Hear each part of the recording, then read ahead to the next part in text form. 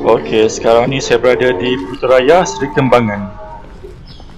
Okay, ramai sangka ejen cuma datang buat inspection, tapi sebenarnya ada masa kita juga turun padang dan bersihkan rumah dulu supaya penyewa masuk dalam keadaan selesa dan terjaga.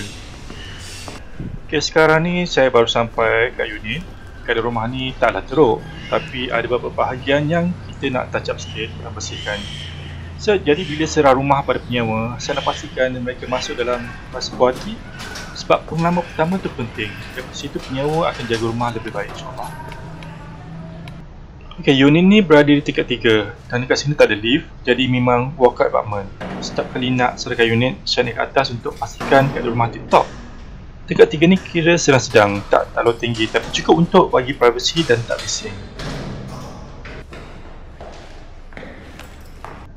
Bila masuk je rumah, benda pertama yang saya buat adalah buka semua switch, lampu, kipas dan soket ini untuk cek kalau ada lampu tak hidup, kipas sangkut tak bising atau ada wiring yang bermasalah. Setiap ini penting untuk elakkan penyewa komplain bila baru masuk.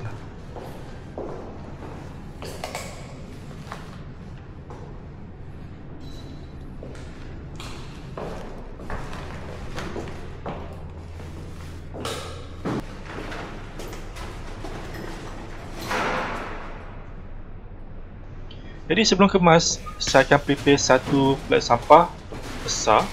Senang nak betulkan semua barang yang ditinggalkan oleh penyewa lama. Kita buat satu tempat khas untuk buang supaya kerja lebih teratur. Lepas tu, saya mula kutip semua barang, kertas, plastik, botol apa saja yang lama tinggal lah. Jadi kadang-kadang penyewa lama tinggalkan barang yang dah tak boleh pakai, jadi kena bersihkan semua. So saya kumpulkan setempat supaya senang nak angkat keluar nanti.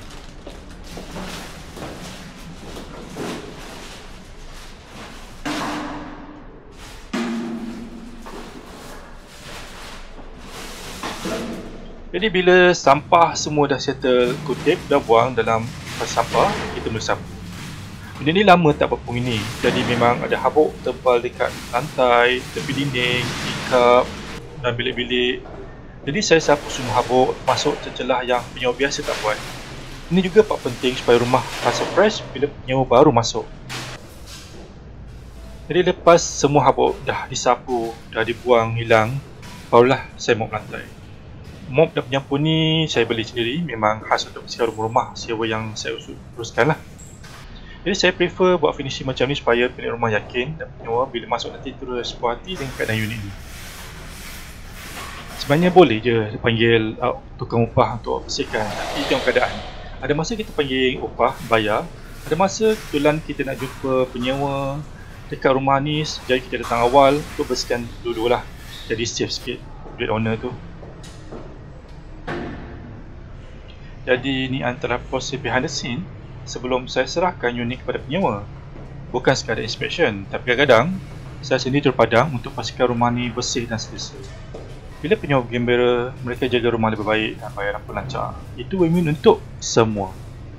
Jadi kalau ada owner yang nak uruskan rumah sewa atau penyewa yang unit jaga, boleh hubungi saya.